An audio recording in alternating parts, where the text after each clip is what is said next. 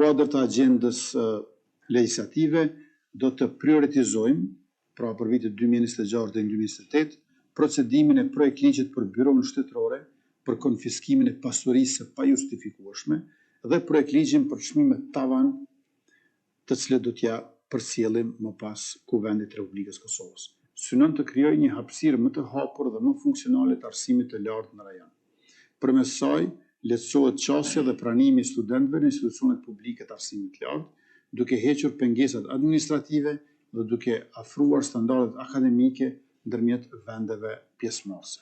Me këtë projekt ligj, ne synojmë të garantojmë mobilitet real akademik, njohje të ndërsjellë të kualifikimeve të arsimit mesëm dhe të lartë. Ndërmarrja do të ofrojë shërbime të rëndësishme për komunën, duke përfshirë mirëmbajtjen e hapësirave të ndërtesave publike, transportin e nxënësve dhe shërbime të tjera për institucionet që aktualisht prokurohen nga operatorët privat. Në këtë mënyrë ofrohen shërbime me kosto më të ulët dhe cilësi më të qëndrueshme. Për zbatimin e pakos 19 të sanksioneve të BE-s, si dhe masave shtesë të BE-s ndaj Federatës Ruse. Pakoja synon sektorin e energjisë, financave, kompleksin ushtarako-industrial, tregtin dhe zinxhir të furnizimit me modra ushtarake dhe me përdorim të dyfisht, shërbime strategjike përfshirë teknologjinë dhe inteligjencën artificiale, si dhe ndërmer masa lidhur me kontrollin e lëvizjes së diplomatëve rus